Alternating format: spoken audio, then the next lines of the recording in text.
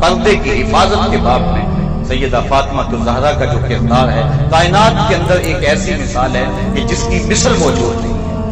आका करीम अलैहिस्सलाम ने जब सहाबा से पर्दे के बारे में पूछा तो किसी ने कुछ कहा, किसी ने कुछ कहा।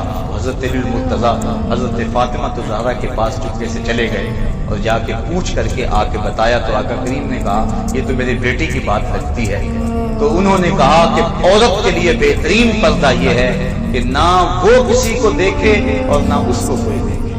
बल्कि सैयदा फातिमा ज़हरा को सबसे ज्यादा परेशानी ये थी, हजरत अस्मा बिन्त उमैस रज़ियल्लाहु ताला अन्हा उनको अक्सर कहा करती थी कि मुझे ये परेशानी है कि जब बंदा मर जाता और उसके ऊपर चादर डालकर चारपाई पे उठा के कब्रिस्तान की तरफ ले जाते हैं तो जब झटके लगते हैं तो जिस्म जुम्बश करता है, जिससे औरत के वजूद का इजहार होता है। मैं सबसे ज्यादा इस परेशानी में हूँ कि उस वक्त तो बंदा बेबस होता है तो उस वक्त कहीं जो है वो जिस्म के साथ तक लोगों को नजर ना आए।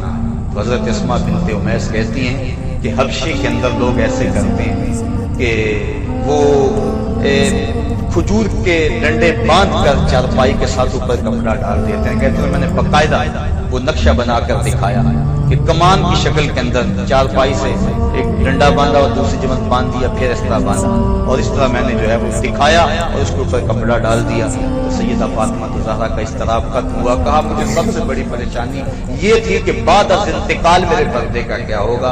अब तुमने ये जो आइडिया दिया है, ये जो मौजूदा डोली है जनाजे की, ये आइडिया हज़रत अस्मा बिन्त उमैस का है और इसको पास हज़रत फातिमा ज़हरा ने किया और इससे मर्द और औरत के जनाजे का फर्क भी समझ में आ जाता है और जो है वो औरत के आज़ा भी नहीं झलकते, सामने नहीं आते और जिस्म भी नजर नहीं आता।